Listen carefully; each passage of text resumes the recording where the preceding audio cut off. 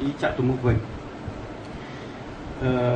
mà nói đời sau miền rừng bạc keo ní dương ai đang thà rừng kia đi tiên vì bạc đại lồng vẹt nứng Việt mình chắc bộ ran của mình thì Việt thay thì vì mình muốn vì mình lướt vì là trong sát vật đập răng đời chung muôn màu miền sài trong giết hai sát vật đập phần bây giờ bài từประพบsát vật đập răng phần nứng kia mình sẽ dễ thì vì rừng cả bạc bài lồng vẹt nè kia mình sơn gì thế hay ta cana cái gì nè kia mình sơn sọc đai thế vì rừng bạc bài lồng vẹt rừng thà kia mình sơn sọc đai vì rừng vì cả bạc bạc lồng vẹt nè vì ai mà vì tì muốiสมัยนู้นศตวรรษที่17เรียกខ្មែរនៅមានលក្ខណៈជារាជពេញទីជារាជពេញទីជារាជមឹងមាំណាមានលទ្ធភាពលក់ដូរជាមួយប្រទេសឆ្ងាយនឹងក៏មានទីហោនៅប្រទេសចិនឬក៏ប្រទេសម៉ាឡេមានលទ្ធភាពទប់ទល់នឹងសៀមនឹងក៏មានជាពិសេសនៅដើមសតវត្សទី17មានលទ្ធភាពទិញអាវុធទំនើបគឺកំភ្លើងនឹងឯងក៏មានលទ្ធភាពចងសម្ព័ន្ធភាពនយោបាយជាមួយពូងៀនដែលជានគរមួយតូចនៅកណ្ដាលវៀតណាមដែលទើបកើតឡើងនៅកណ្ដាលសតវត្សទី16សរុបទៅហ្នឹងគឺថារាជខ្មែរនៅសតវត្សទី17ហ្នឹងវានៅមឹងមាំមកហើយគេគ្មានមូលហេតុណាដែលថាត្រូវសោកស្ដាយពីការបាក់បែកលំវែកហើយណាមួយវាអាចថាស្ដេចឧដុង្គហ្នឹងច្រើននយោថាគេគ្រាន់បន្តរាជលង្វែកមកម្លេះទីមួយដោយសាររាជវង្សតែមួយទេរាជវង្សតែមួយពីព្រោះយើងត្រូវតែចាំថាស្ដេចជ័យជេដ្ឋាទី2ដែលបានកសាងរាជធានីឧដុង្គបើយើងតាមប្រពុករាជវង្សសាវតាហ្នឹងគ្រាន់តែជាក្មួយនៃស្ដេចចុងក្រោយនៃសម័យលង្វែកគឺសត្ថាស្ដេចដែលគូប្រាំងថាសត្ថាម្ល៉េះរាជវង្សតែមួយហើយណាមួយកន្លែងតែមួយទេកន្លែងតែមួយពីព្រោះនៅរាជធានីឧដុង្គហ្នឹងមិនឆ្ងាយប្រហែលពីរាជធានីលង្វែកទេវាបើយើងដើរទៅវាកន្លះម៉ោងដល់តែ5-7គីឡូម៉ែត្រទេម្ល៉េះវាកន្លែងតែមួយទេក្នុងន័យនេះគេវាអាចថាគេចង់និយាយថាលោកនៅឧដុង្គយល់ថាលង្វែកហ្នឹងជាប្រពៃណីស្ដេចបុរាណដែលគួរយកមករក្សាទុកដើម្បីយកមកអនុវត្តឡើងវិញគេជឿថាគេមានទួនាទីបន្តទំនៀមទម្លាប់រាជលង្វែករហូតនឹងមកហើយបើយើងយកនៅប្រភពខ្លះមកសិក្សាជាពិសេសប្រភពណាដែលរៀបរាប់ពីទីក្រុងលង្វែកនៅសតវត្ស17មាន 3-4 ទេកម្រមានតែ 3-4 ទេហើយតែកាលណាគេនិយាយពីលង្វែកគេមិនដែលនិយាយត្រុសទេគេមិនដែលនិយាយលំអិតទេគេគ្រាន់តែគេមិនដែលប្រាប់យើងថាលង្វែកហ្នឹងត្រូវកើតឆ្នាំណាឆ្នាំណីស្ដេចណាដែលត្រូវសោយរាជនៅលង្វែកគេមិនដែលនិយាយទេវាគ្រាន់តែជាឈ្មោះប្រទេសទេហើយឈ្មោះហ្នឹងមើលទៅគឺជានិមិត្តរូបទេជានិមិត្តរូបប្រពៃណីស្ដេចបុរាណតាំងពីព្រេងនិយាយមកគឺស្ដេចសម័យអង្គរហ្នឹងឯងហើយសន្និដ្ឋាននេះមិនត្រឹមតែសម្រាប់សតវត្សទី17ទេគឺសម្រាប់សម័យកណ្ដាលទាំងមូលស្ដេចសម័យកណ្ដាលហ្នឹងតែងតែរក្សាប្រពៃណីពីសម័យអង្គរជាពិសេសប្រពៃណីប្រាសាទបាយ័នដែលយើងស្គាល់ទាំងអស់គ្នាហ្នឹងមានមុខ4ហើយពេលហ្នឹងគេស្ដេចហ្នឹងយកនិមិត្តរូបមុខ4ហ្នឹងឯងមុខ4នៃប្រាសាទបាយ័នមកធ្វើជាគ្រឹះស្ថានមកធ្វើជាគោលនៃរាជធានីសម័យកណ្ដាលឧទាហរណ៍យើងមាន 3-4 ហើយយើងមានច្រើនទៀតប៉ុន្តែសូមយកនៅ 3-4 ឧទាហរណ៍មកនិយាយឧទាហរណ៍ទី1ឈ្មោះនៅរាជធានីចតុមុខវាច្បាស់ដែរយើងប្រែថា4មុខឧទាហរណ៍ទី2ហ្នឹងគឺរាជធានីលង្វែកដែលមានវត្តតលែងកែងជាកន្លែងបូជាធំវត្តតលែងកែងនេះនិយាយកុំឲ្យវែងឆ្ងាយទៅពេកនេះខ្ញុំយោងទៅលើការស្រាវជ្រាវរបស់អ្នកផ្សេងឈ្មោះអ្នកគ្រូ Ashley Thompson គឺថាសម្គាល់ថាដំបូលមុខ4ក្របព្រះពុទ្ធអង្គ4អង្គហ ហើយទាំងអស់នេះពាក់ព័ន្ធនឹងជំនឿលើព្រះសិអាមេត្រីដែលកាលនឹងគេជឿថា4មុខនេះឬក៏4អង្គជានិមិត្តរូបនៃព្រះអង្គទី5គឺព្រះសិអាមេត្រីនឹងឯងដែលត្រូវចោះមកប្រោះមនុស្សក្នុងពេលអនាគតទៅនេះនិយាយទៅពីរឿងបាយ័នទេប៉ុន្តែមិនត្រឹមតែរឿងបាយ័នទេវាទូទៅក្នុងសតវត្សទី16ហើយនិងសតវត្សទី17គឺថាស្ដេចខ្មែរតែងតែយោងទៅលើរាជអង្គរគ្រប់បែបយ៉ាងគឺថាគេយកឈ្មោះរាជធានីអង្គរមកហៅរាជធានីក្រោយអង្គរឧទាហរណ៍ដែលគេស្គាល់ទាំងអស់គ្នានឹងគឺស្រីសន្ធរមិនស្រីយសោធរពុរារឿងនេះគេដឹងអស់ហើយគេយកឈ្មោះស្ដេចសម័យអង្គរមកហៅស្ដេចសម័យក្រោយអង្គរឧទាហរណ៍មួយទៀតដែលគេស្គាល់អស់ហើយដែរគឺសូរិយោពណ៌មិនសូរិយាវរ្មាអ្នកដែលបានកសាងប្រាសាទអង្គរវត្តហើយមានឧទាហរណ៍នឹងមានច្រើនទៀតក្នុងប្រភពខ្លះហ្នឹងគេសម្គាល់ស្ដេចហ្នឹងជាកំពូលអន្តរប្រះនគរកាលមុនបានន័យថាអន្តរប្រះហ្នឹងបានន័យថាជាវាំងព្រះអិនហ្នឹងគឺបាយ័នហ្នឹងឯងពីព្រោះនៅពាក្យថាបាយ័នក្នុងទំនៀមព្រះពុទ្ធសាសនាហ្នឹងគេយល់ថាជាឈ្មោះវាំងរបស់ព្រះអិនក៏ប៉ុន្តែនេះមិនតែស្ដេចទេដែលយកមរតកអង្គរមកធ្វើជាគោលជីវិតឯងនោះគឺក្រៅពីវាំងហើយជាពិសេសក្នុងប្រព័ន្ធអប់រំគេតែងតែយកលើមរតកអង្គរជាហូរហែរឿងនេះអ្នកគ្រូពៅសាវរុបានបញ្យល់ច្បាស់ថាអ្វីដែលជាមរតកសម័យអង្គរនៅក្នុងសម័យកណ្ដាលនេះគេត្រូវហៅថាត្រៃភេទ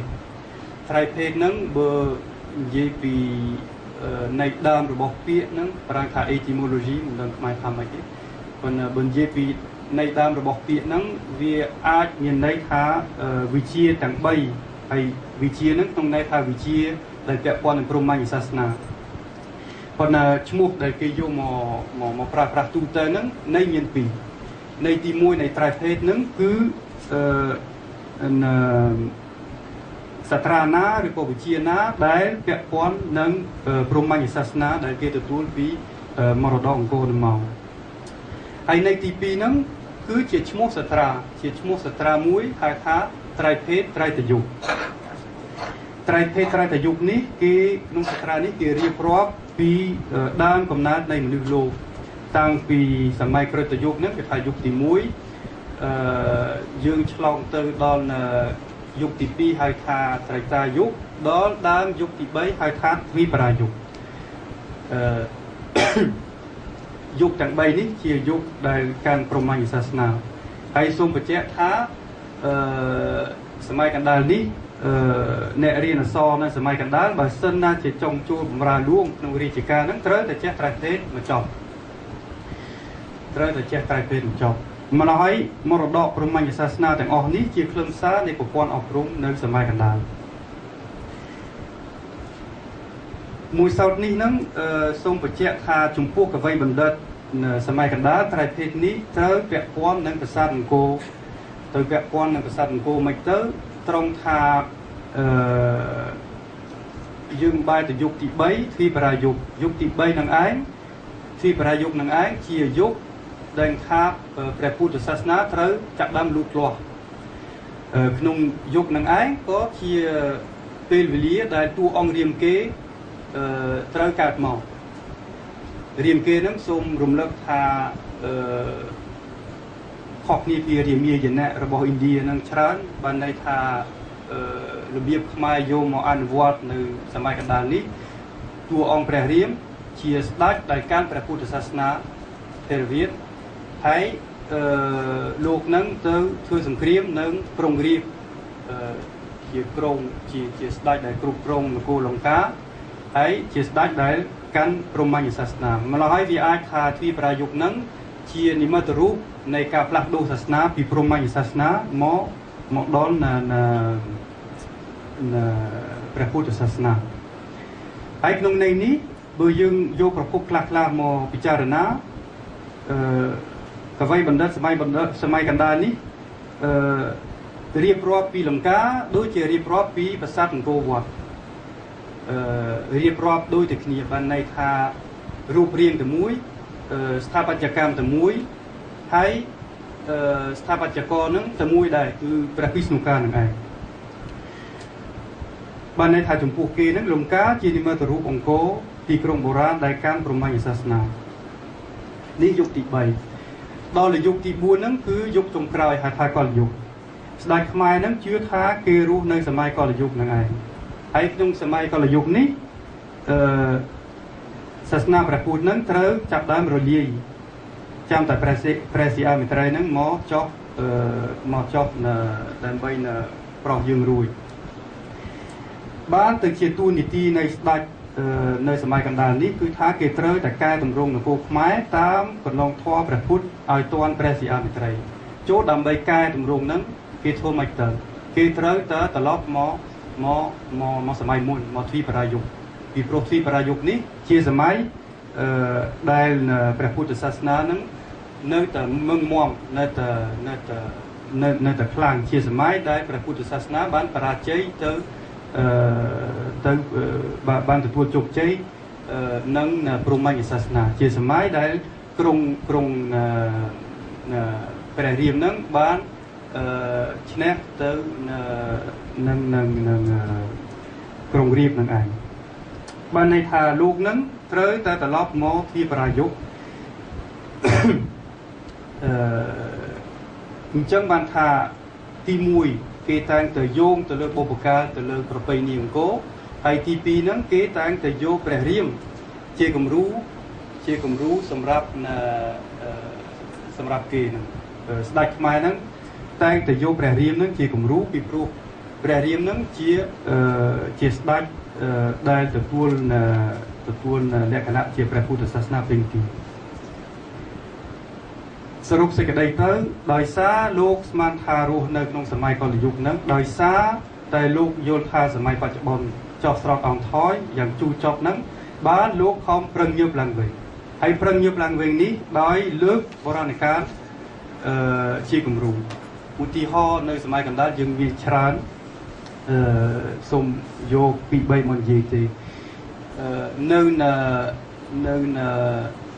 សតវត្សទី16យើងមានឧទាហរណ៍ដែលល្បីឈ្មោះជាងគេគឺព្រះអង្គច័ន្ទហ្នឹងលោកនឹងយល់ជ្រៅពីមរតកជីដូនជីតាដែលលោកធ្វើជាគំរូកាលហ្នឹងលោកសរសេរជាច្បាស់ក្នុងសារាចារឹកថាគាត់នឹងឲ្យឆ្លាក់ទាំងអង្គរវត្តដែលកាលហ្នឹងគេមិនទាន់ហើយដោយបុរាណកាលនេះហើយកាលហ្នឹងគេប្រើពាក្យថារូបព្រេងប្រែថាដោយបុរាណកាលដល់សតវត្សទី17ហ្នឹងទៅស្ដេចខ្មែរហ្នឹងយោងទៅលើប្រពៃណីអង្គរបាន3សតវត្សមកទៅហើយបានទៅជាគេហ៊ានកែតម្រង់នគរហ្នឹងដោយបើកចំហទៅបរទេសពីព្រោះកាលហ្នឹងគេយល់ថាស្ដេចខ្មែរហ្នឹងត្រូវទី1ត្រូវយោងទៅលើប្រពៃណីអង្គរទី2ហ្នឹងត្រូវ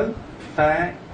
បើកចំហទៅបរទេសនឹងរឿងហ្នឹងវាអាចពាក់ព័ន្ធនឹងរឿងថាព្រះថោងនាងដែរក្នុងនាមថាស្ដេចខ្មែរហ្នឹងត្រូវមានលក្ខណៈជាជនជាតិបរទេសហ្នឹងដើម្បីម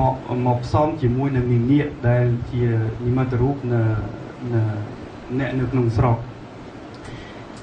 ឧទាហរណ៍យើងមាន2នៅពាក់កណ្ដាលសតវត្សទី17យើងមានព្រះរាមចូលស័ក្តិហ្នឹងលោកដែលពុបរាំងហៅថារាមាណាពុស្តាហ្នឹងលោកបានប្រើវិធីម៉ាឡេហ្នឹងមកកែតម្រង់នគរផ្លូវសេដ្ឋកិច្ចដល់ចុងសតវត្សទី17យើងមានឧទាហរណ៍មួយទៀតគឺព្រះជ័យជេដ្ឋាទី3ដែលពុបរាំងហៅថាទី3ហ្នឹងគឺលោកហ្នឹងយកវិធីសៀមមកកែតម្រង់នគរហ្នឹងផ្លូវច្បាប់និងនីតិសាស្ត្រនិងស្ថាប័នហើយដល់សតវត្សទី19យើងមានឧទាហរណ៍មួយទៀតគឺព្រះអង្គឌួងហ្នឹងលោកបានសោយរាជ្យនៅឆ្នាំ1846ហើយសពុតទៅឆ្នាំ1860កាលហ្នឹងលោកបានកែតម្រង់នគរហ្នឹងគ្រប់វិស័យខាងផ្លូវសេដ្ឋកិច្ចនិងក៏កែ សេដ្ឋកិច្ចហ្នឹងបានន័យថាគាត់ឲ្យគេសងផ្លូវពីឧដុង្គមកដល់កំពតណាឲ្យកប៉ាល់ទឹកវាចេញហូរហែកុំឲ្យថាត្រូវឆ្លងកាត់ប្រទេសសៀមខាងនៅផ្លូវខាងវិស័យសាសនាហ្នឹងក៏កែហ្នឹងលោកបានបង្កើតនិកាយមួយថ្មីហៅថាធម្មយុត្តខាងផ្លូវនីតិសាស្ត្រច្បាប់ហ្នឹងក៏កែលោកបានឲ្យគេប្រកាសច្បាប់ចាប់ជាថ្មីច្រើនហើយក៏ឲ្យប្រកាសច្បាប់ថ្មីច្រើនដែរហ្នឹងហើយជាឧទាហរណ៍ពី3ម្ល៉េះសន្និដ្ឋានចុងក្រោយនេះនិយាយសង្ខេបទៅនឹងគំនិតស្រុកខ្មែរចុះស្រុកអង្ថយមាន3យ៉ាងហើយ3ដំណាក់កាលដែលជាន់គ្នា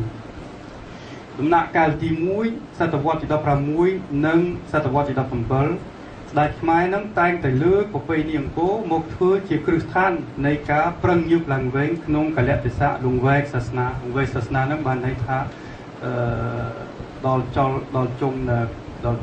កលយុគទៅហើយយើងចាំតែព្រះសីហមេត្រីមកប្រោះយើងរួចបានន័យថាចុះស្រុកអង្ថយដោយសារឃ្លាតឆ្ងាយពីប្រពៃណីអង្គរដំណាក់កាលទី2គឺនៅសតវត្សទី18និងសតវត្សទី19គេមានជំនឿថែមទៀតថាការបែកបាក់លង្វែកហ្នឹងជានិមិត្តរូបនៃការបាត់បង់ប្រពៃណីអង្គរបានន័យថាចុះស្រុកអង្ថយដោយសារឃ្លាតឆ្ងាយពីប្រពៃណីអង្គរពីប្រពៃណីលង្វែកហើយដល់ដំណាក់កាលទី3នៅសម័យអាណានិគមហ្នឹងគេបែរទៅគំនិតចុះស្រុកអង្ថយដោយសារឃ្លាតឆ្ងាយពីប្រពៃណីអង្គរគ្រាន់តែថាដោយសារស្ដេចឡើងមានអំណាចដោយសារពួកបារាំងហ្នឹងយកអំណាចពីស្ដេចនៅឆ្នាំ1884នៅឆ្នាំ1897ហ្នឹងស្ដេចលែងមានសមត្ថភាពកែតម្រង់នគរហើយពេលហ្នឹងហើយពួកបារាំងហ្នឹងយកវិធីទំនើបមកកែប្រែស្រុកដោយច្រើនតែបំផ្លាញជាពិសេសបំផ្លាញប្រពៃណីវាំងពីព្រោះយើងត្រូវតែយើងកុំភ្លេចថាជាទូទៅយើងអានក្នុងសៀវភៅថាពួកបារាំងហ្នឹងបានថែរក្សារាជវង្សខ្មែរណាបានសង្គ្រោះតន់ក៏មានពួកបារាំងចូលស្រុកហ្នឹងគឺថារាជវង្សខ្មែរត្រូវរលាយរឿងហ្នឹងវាពិតទៅហើយប៉ុន្តែយើងកុំភ្លេចថាចលនាថែរក្សាមានចលនាបំផ្លាញក៏មានដែរមានទាំងពីរទន្ទឹមនឹងគ្នាគេថែរក្សាផងគេបំផ្លាញផងព្រោះគេអត់បំផ្លាញគេយកអំណាចអត់កើតទេគេត្រូវតែបំផ្លាញដើម្បីយកអំណាចខ្លះទៅហើយក្នុងន័យបំផ្លាញនេះបានទៅជាមាននិមឺនខ្មែរខ្លះចាក់ដើមយល់ថាស្រុកខ្មែរចុះស្រុកអង្ថយមិនមែនដោយសារពួកសៀមចូលស្រុកមិនមែនដោយសារពួកយួនចូលស្រុកគឺដោយសារបារាំងហ្នឹងឯងបានទៅជាគេហៅថាប៉ុន្តែហ្នឹងគេហៅស្ងាត់ហ្នឹងកុំឲ្យបារាំងដឹងគេហៅថាបារាំងថាអសុរា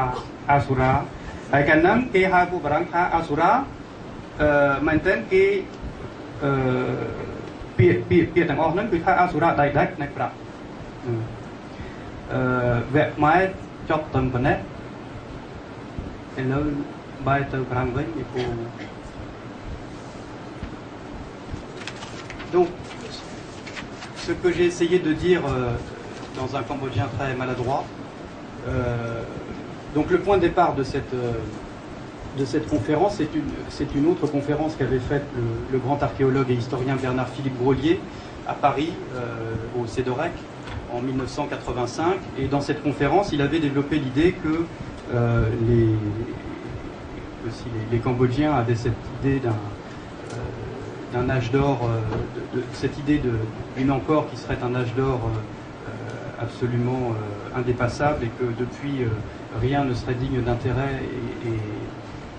et que le Cambodge serait tombé dans une période de déclin unilatéral. C'était cette idée que finalement c'est une invention de la colonisation. C'est une invention de la colonisation. Alors, ce qui est intéressant avec cette idée, c'est qu'il y a effectivement un certain nombre d'arguments qui vont dans ce sens, mais si on y regarde à deux fois, on s'aperçoit que c'est un petit peu plus compliqué que cela, puisque en réalité, les Cambodgiens avaient, avant même l'arrivée des Français, avaient leur propre idée du déclin de leur histoire, et c'est l'idée de cette intervention, c'est de faire un peu l'histoire de ces idées successives du déclin.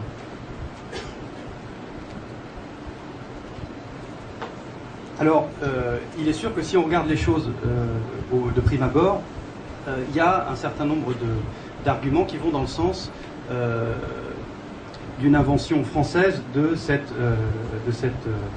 lecture décliniste de l'histoire du Cambodge après encore. Ne serait-ce que parce que les premiers à s'intéresser à l'histoire du Cambodge ont été des Français formés à l'histoire de l'Antiquité européenne. Et donc pour eux était classique tout ce qui se rapportait à l'Antiquité, c'est-à-dire essentiellement à l'Empire romain, hein, avec une forte tradition dans les humanités françaises de réflexion sur l'inclination, c'est-à-dire sur le destin de l'Empire romain.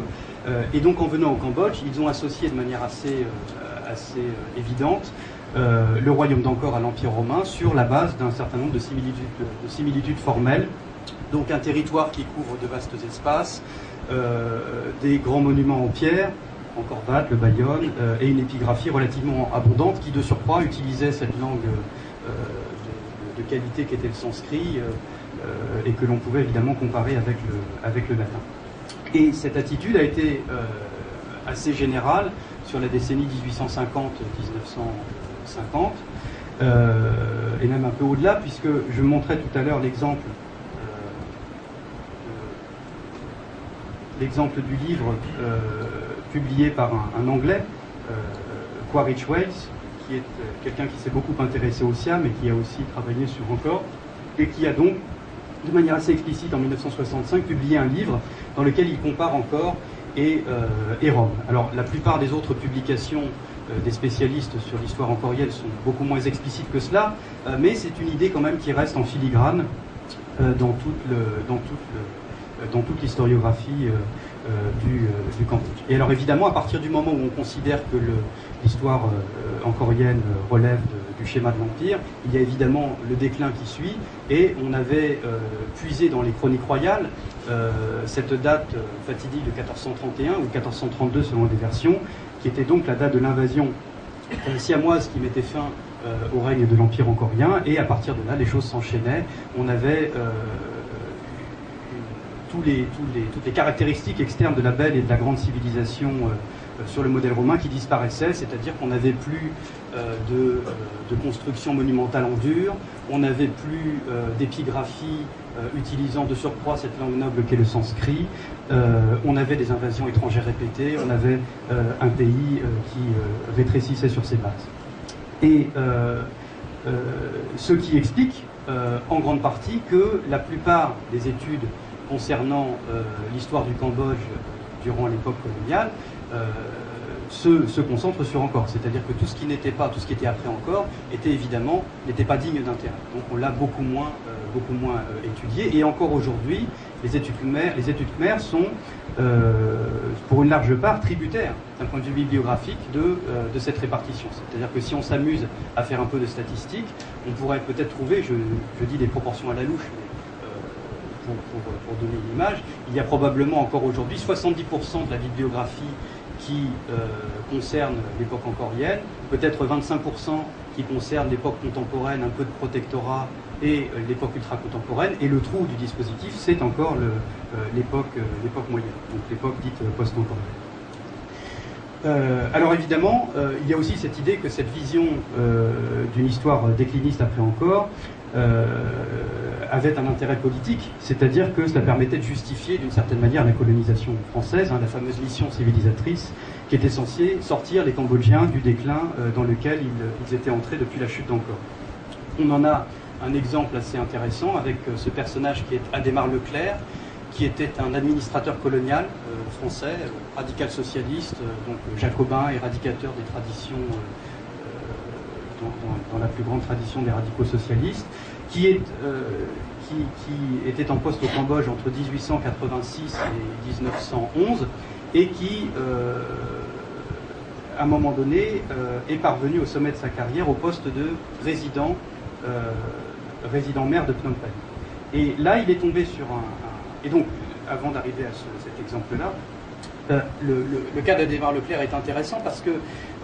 il a publié de manière extensive sur les coutumes des Cambodgiens, sur l'histoire des Cambodgiens, sur les textes sacrés. Et donc, d'une certaine manière, il a fait œuvre conservatrice, mais en même temps, il écrit explicitement qu'il le fait pourquoi ? Pour mieux connaître les Cambodgiens pour